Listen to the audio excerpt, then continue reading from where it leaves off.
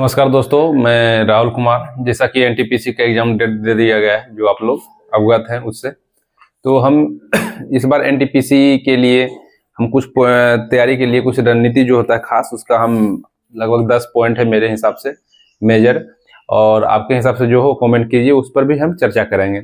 इससे पहले एक मोटिवेशनल टाइप का हम अपना आईडी कार्ड आपको दिखाते हैं। इस बार आपको एनटीपीसी क्लियर करना है, जैसे भी हो। ये कम समय में थोड़ा अच्छा मूवमेंट कर सकते हैं तैयारी का, तो आपका थोड़ा नंबर 2-4 नंबर आपको रिजल्ट तक पहुंचाएगा। इससे मेरिट नहीं बनेगा, इस बार रिजल्ट है, और सीबीटी 2 में उसके हिसाब से मेरिट बनेगा। जैसा कि मेरा देखिए आईडी कार्ड है, इसको आप लोग को लेना ही है एकदम। इसको देखते हुए आप लोग अपना तैयारी करें कि हमको चाहे कोर्स कोई भी पोस्ट एनटीपीसी मिले, सारा पोस्ट ही अच्छा है ग्रेजुएशन लेवल में।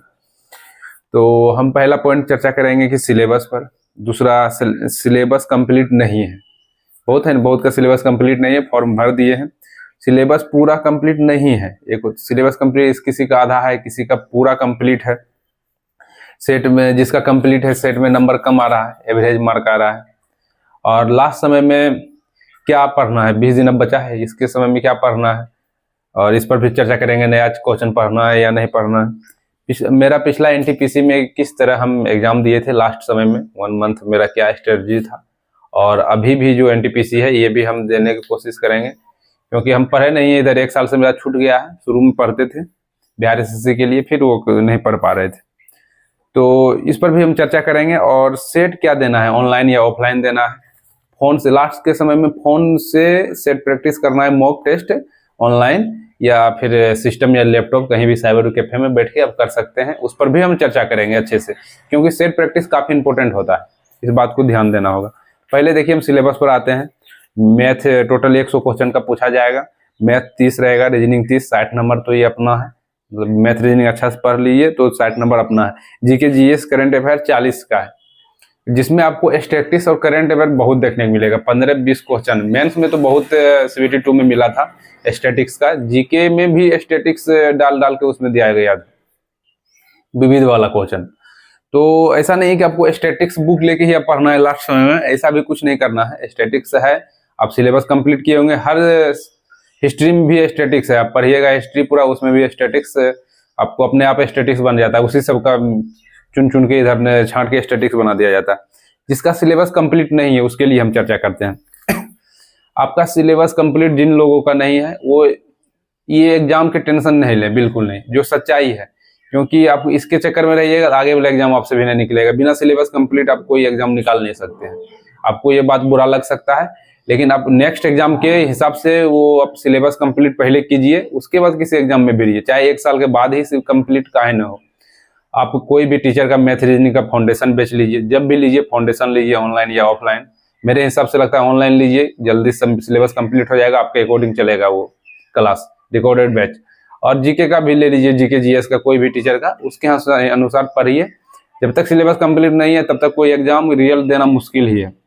तो जिसका सिलेबस कंप्लीट नहीं, वो पहले वो काम करें। और जिसका सिलेबस ले लिए हैं कुछ दिन पहले, लेकिन अभी तक कंप्लीट नहीं हो पाया, आधा अधूरा सिलेबस है। मान लीजिए मैथ रीजनिंग कंप्लीट हो गया, जीके जीएस नहीं हुआ है। अब जीके जीएस किए हैं कंप्लीट, तो मैथ रीजनिंग नहीं हुआ है। उसके लिए क्या है कि आप जो पढ़े हैं, अब यहाँ से थोड़ा 20 दिन के अंदर तो पूरा कर नहीं सकते हैं, क्योंकि बहुत सारा वीडियो बाकी होगा, या ऑफलाइन में बहुत सारा टाइम और लगेगा। तो आपके लिए है कि जो पढ़े हुए हैं उसको अच्छे से रिवीजन कीजिए, वो क्वेश्चन आए वो नहीं छूटे। आपका ये टारगेट रहना चाहिए कि जो हम पढ़े हैं वो बनाएंगे, थोड़ा कॉन्फिडेंस आएगा, नेक्स्ट एग्जाम में आप बेहतर कर पाइएगा इसके अकॉर्डिंग के लिए। इसलिए सबसे बेस्ट अच्छा है, अब मैथ रीजनिंग पढ़ लिए उसको अच्छे से रिवीजन कीजिए, जीके जीएस पढ़े उसको अच्छे से रिवीजन कीजिए। जिसका आधा सिलेबस कंप्लीट है, कुछ कुछ बाकी है, वो अपना साइड से करंट अफेयर भी पढ़ें। जो करंट अफेयर नहीं पढ़े होंगे ये पढ़ लीजिए, थोड़ा 10 में 4-5 नंबर आपको करंट अफेयर में सहयोग मिलेगा।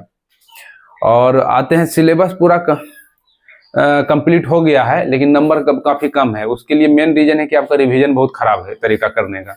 आप नोट्स या अच्छा से नहीं बनाए होंगे, या आपका रिवीजन अच्छा नहीं है। आप अपना रिवीजन कीजिए, ये 20 दिन आप रिवीजन में दीजिए। दूसरा चीज पढ़ने के अकॉर्डिंग अच्छा है कि आप रिवीजन में दीजिए, क्योंकि 60 नंबर आपका मैथ रीजनिंग है। आप उसको रिवीजन कीजिएगा, आप 60 में 50 लाइएगा, 20 नंबर इधर से लाइएगा, 70 नंबर में आपका रिजल्ट होने का चांस रहेगा, 70 से 80 के बीच में। क्योंकि कंपटीशन हाई रहेगा, 70 कह नहीं सकते हैं कि 70 ही जाएगा, नॉर्मलाइज भी काम करेगा, मान के चलिए 70-80 के बीच में ही रहेगा। जिनका सिलेबस कंप्लीट हो गया है और वो सेट प्रैक्टिस कर रहे हैं और एवरेज मार आ रहा है मॉक टेस्ट में, मान ली एवरेज आ रहा है, ज़्यादा नंबर भी नहीं आ रहा, 50, 55, 60 इस तरह का आ रहा है, 45 से 60 के बीच में, तो उसके लिए क्या है कि आपका तैयारी ठीक ठाक है, बस थोड़ा आपका प्रैक्टिस की जरूरत है और रिवीजन की जरूरत है।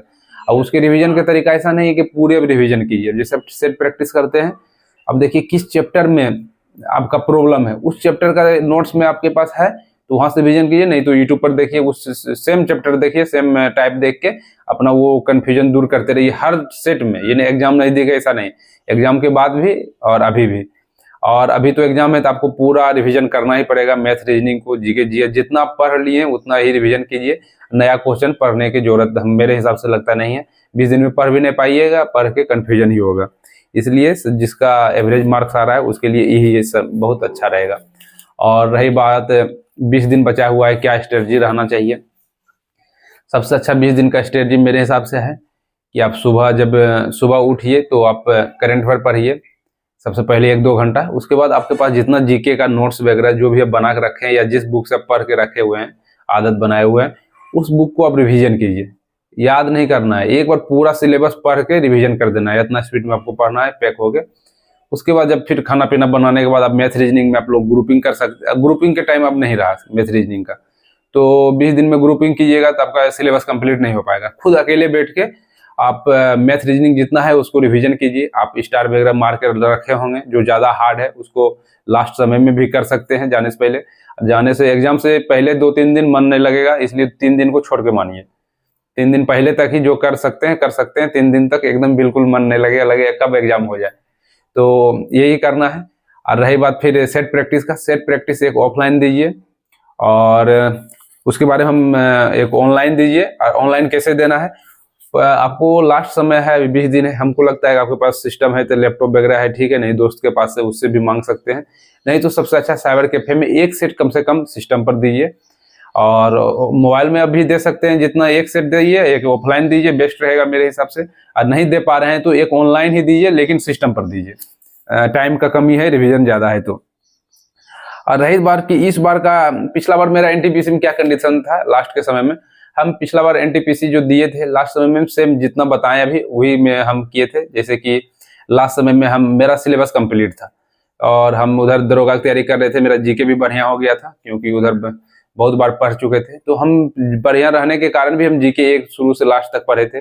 करंट अफेयर हम लास्ट के समय में पूरा पढ़ रहे थे क्योंकि करंट अफेयर में मेरा थोड़ा लग रहा था कि हम कमजोर हैं करंट अफेयर में। करंट अफेयर हम ज्यादा मेहनत किए, मैथ रीजनिंग शुरू से पढ़ रहे थे, लास्ट के टाइम में पूरा रिवीजन किए, जो जितना हम नोट्स बनाए थे पूरा किए थे, जो स्टार बना के रखे हुए थे उसके बाद फिर उसको स्पेशल किए थे रिवीजन।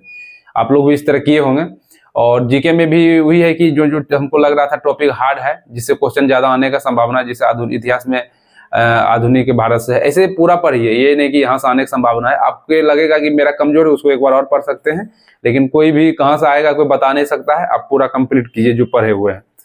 अब रही बात क्या आप कि इस बार का एनटीपीसी आपको किस प्रकार करना है, इस बार का एनटीपीसी में आप लोग जो 20 दिन के लिए बताए थे क्या करना है उसी के अकॉर्डिंग आपको करना है। और कोई भी इसमें कमी हो और वो आप कमेंट कर सकते हैं। और लास्ट में एक चीज और जोड़ दें कि आप सेट प्रैक्टिस, जिसका सिलेबस कंप्लीट हो गया है या जिसका नहीं भी हुआ है तो वो भी सेट प्रैक्टिस कीजिए लास्ट में, जो भी होगा जिसका पूरा फुल सिलेबस कंप्लीट है या आधा अधूरा है लग रहा है ठीक है, वो अपना सेट प्रैक्टिस ऑनलाइन सिस्टम पर कीजिए, जो आपके लिए बेहतरीन रहेगा।